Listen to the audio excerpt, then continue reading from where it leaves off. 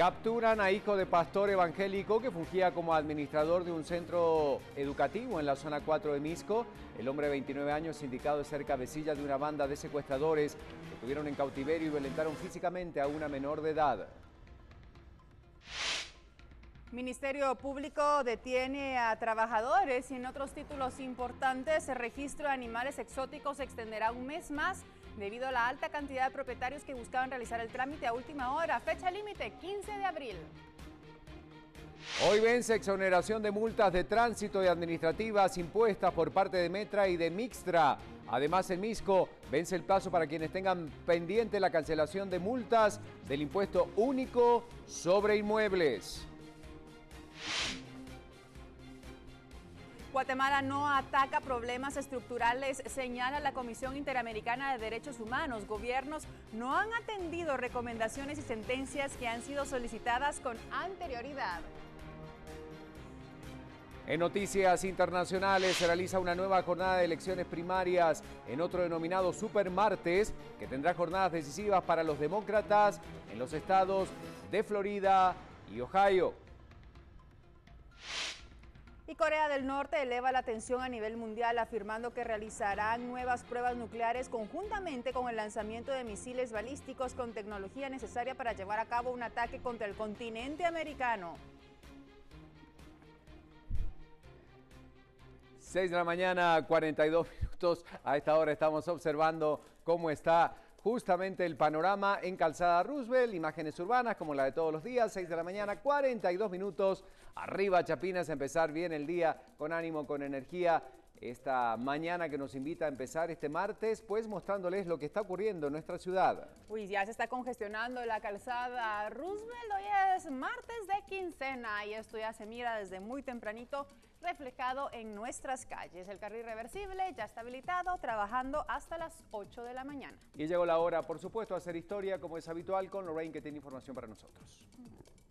Hechos importantes que sucedían un día como hoy, 15 de marzo. Lo colocamos en pantalla utilizando este reloj virtual para conocer hechos importantes y recordar un poquito de historia. 1493 en España, Cristóbal Colón con los hermanos Pinzón y sus hombres desembarcan en el puerto de Palos de la Frontera tras su primer viaje a América. Nos trasladamos hacia 1962. En Buenos Aires, el dibujante Quino tiene la idea de dibujar Mafalda, famosa caricatura. 1972, 10 años más tarde, se estrena la película de gángsters italiano-americanos El Padrino, ganadora de premios Oscar a Mejor Película, Mejor Actor y Mejor Guión Adaptado. Finalizamos este recorrido en 1994. Estados Unidos y Rusia llegan a un acuerdo para permitir la supervisión mutua del desmantelamiento de su armamento nuclear. Vamos a colocar en pantalla entonces la portada también gracias a la hemeroteca de Prensa Libre. Portada de Prensa Libre que nos lleva hacia 1966. Estados Unidos cooperará con el nuevo gobernante, directivos del PID, presos en Tiquizate, es lo que indican los titulares en 1966 de Prensa Libre. 48 páginas a 5 centavos el ejemplar, el precio que tenía Prensa Libre en esa época. 6 de la mañana con 44 minutos, estas fueron las efemérides. Continuamos con más. La información que tenemos a esta hora del día y Prensa Libre, como lo habíamos mostrado, hay más. Exactamente, vale la pena repasar nuevamente su portada y esas otras noticias. Comisión Interamericana de Derechos Humanos critica corrupción y criminalidad, capturan a presunto secuestrador y Morales ratifica apoyo y Taiwán. Son algunos de los títulos que encontramos esta mañana en la portada de Prensa Libre. Mientras tanto, ya en el recorrido interno del matutino, las noticias. Exactamente, encontramos esta información. Ministro ve desafío en ataques de maras. Funcionario seguirá labor que comenzó como fiscal. Van 8 sucesos relacionados con explosivos. El más violento ocurrió el 6 de marzo. 2 semanas consecutivas de ataques al transporte, 2 ataques fallidos.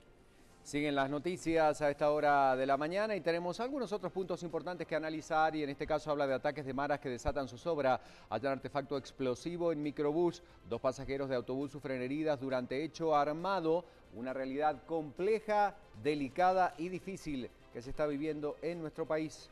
Una noticia más que ponemos en su pantalla y es esta: Ley de la Juventud será modificada, así lo dice este título. Si usted se quiere enterar de qué es lo que está sucediendo con esta ley controversial, puede leer página 18 de este matutino. Retirarán lo relativo a la educación sexual integral y lo financiero. Los diputados van a retomar esta discusión.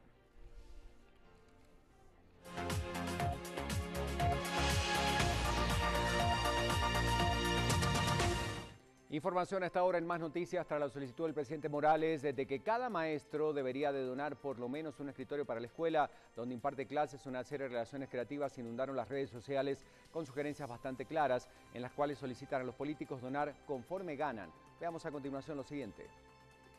Vamos a hablar con los maestros para ver si se apuntan. Cuesta 122 quetzales cada escritorio. Esa es la frase con la que el presidente Jimmy Morales explicó que pedirá a los maestros que done cada uno un escritorio para las escuelas, que tendrían el costo de 122 quetzales.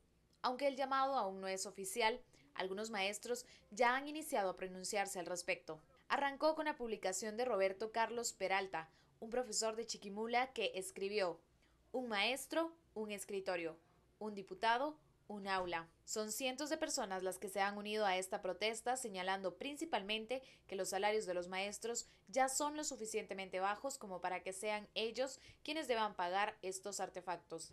Ante esto surge en redes sociales el hashtag Un maestro, un escritorio, con el que los usuarios han respondido: que sea de forma equitativa. Maestro, un escritorio; diputado, 100 escritorios; CACIF, 100 escuelas; un maestro, un escritorio; un ministro, una cancha en las escuelas; un maestro, un escritorio; un diputado, una semana de refacción escolar.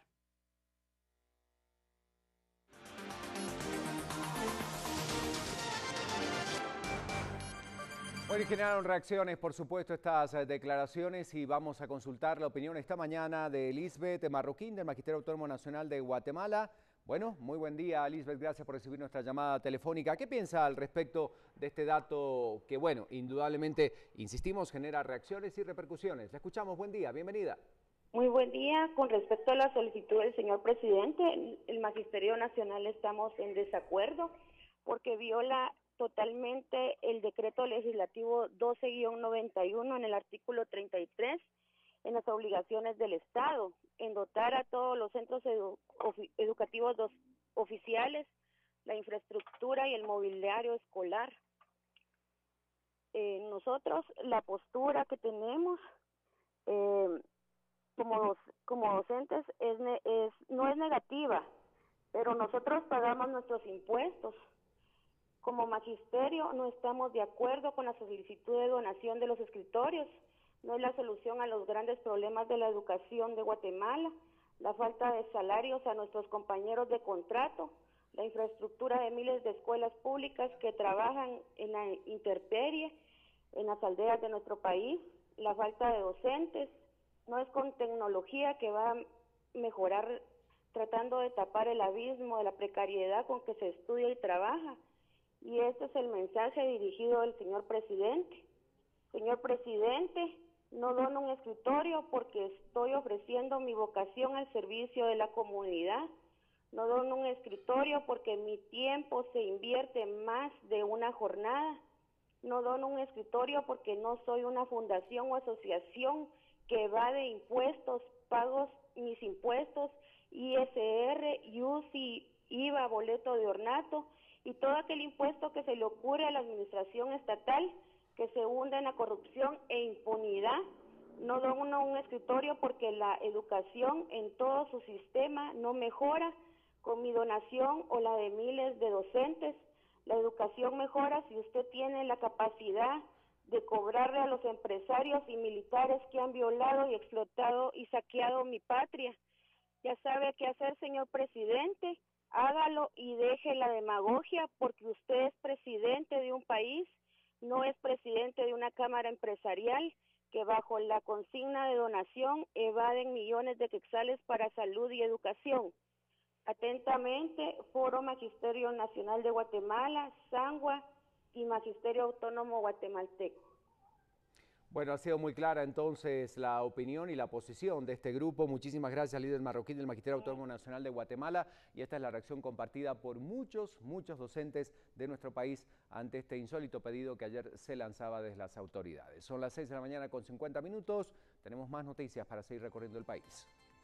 Cambiamos de tema y es que en información de derechos humanos, Guatemala no ataca los problemas estructurales que derivan en violaciones constantes a los derechos fundamentales del ser humano. Esto por lo menos lo afirma la Comisión Interamericana, quienes velan por estos derechos, y preocupa que Guatemala no está atendiendo las recomendaciones y sentencias que han sido solicitadas con anterioridad. Incluso reafirmaron el que ningún militar debería de permanecer ejerciendo algún cargo público. En reiterados informes, la Comisión Interamericana de Derechos Humanos ha señalado los problemas de seguridad ciudadana, impunidad y desigualdad de los pueblos indígenas. La radiografía de 2015 sobre violaciones a los derechos humanos de los guatemaltecos es la misma. Vemos como constantes en la historia guatemalteca, pero todo estructurado por las debilidades del Estado, la falta de recursos. Si empezamos a perdonarnos y empezamos a amarnos para no herirnos más, realmente Guatemala va a cambiar. La comisión se pronunció sobre las tareas del ejército en la seguridad ciudadana y que militares activos no deben ocupar cargos dentro del gobierno. Cuando las Fuerzas Armadas ejercen funciones no militares, constituye un problema para el Estado de Derecho y para los derechos humanos. Creemos como principio en la comisión y hemos dicho que los militares deberían, como militares, limitarse a las funciones militares. En el diagnóstico sobre consultas populares, el documento reitera la violación a los territorios ancestrales, mientras el gobierno señaló que cumplirán con las sentencias sobre consultas. Una consulta que debería buscar que el pueblo indígena afectado sea informado, que pueda decidir de forma libre. He girado instrucciones a los funcionarios del más alto nivel de gobierno para que procedan a implementar las consultas que la Corte de Constitucionalidad solicitó que se realicen. Sobre la pena de muerte, la CIDH se abstuvo de señalar que Guatemala debe apegarse a las convenciones internacionales como el Pacto de San José, que promueve el respeto a la vida, y de no aumentar la aplicación de la pena capital. Y siempre en este mismo tema, la libertad de expresión y el acceso a las comunidades indígenas a radiofrecuencia son temas fundamentales que garantizan la libertad de los pueblos, según autoridades de la Comisión Interamericana de Derechos Humanos que se encuentran de visita en Guatemala. El relator de la CIDH se pronunció en cuanto a las divergencias que ha generado la pena de muerte, las convicciones de la Comisión Interamericana de Derechos Humanos y el gobierno de Guatemala. La pena de muerte justamente no cumple con los estándares de la Convención Americana de Derechos Humanos, ¿no? Es decir, contraviene la Convención. Por lo tanto, creo que hay posición ya clara en esto, incluso respecto a la situación de Guatemala en la década de los 80. Entonces, fue enfático además en reconocer los derechos de las comunidades en cuanto a obtener radiofrecuencias para su desarrollo y la importancia de la legislación para ello. Le corresponde al Poder Legislativo adoptar medidas justamente para reconocer a un sector que ha estado excluido históricamente y que no ha podido, ha estado impedida en Guatemala de acceder a frecuencias porque hay mecanismos que son discriminatorios, como el de subasta, o porque no hay concursos y no hay unas medidas, adecuadas para que el sector comunitario acceda a su frecuencia, una reserva de espectro, concursos periódicos, participación del sector en estos mecanismos. En Guatemala es fundamental el trabajo de los medios en la consolidación de la democracia, y la cobertura que se le ha dado a las protestas que se realizaron en 2015 han sido muy importantes para ello. Además del respeto que se ha tenido a los ciudadanos que lo hacen, se traduce a libertad de expresión, concluyó. Ante la incertidumbre de no saber cómo se resolverá la Corte de Constitucionalidad con las acciones presentadas en contra de la ley de tarjetas de crédito, los diputados aseguran que, de ser desfavorable para la normativa, presentarían una nueva iniciativa. Mientras tanto, los representantes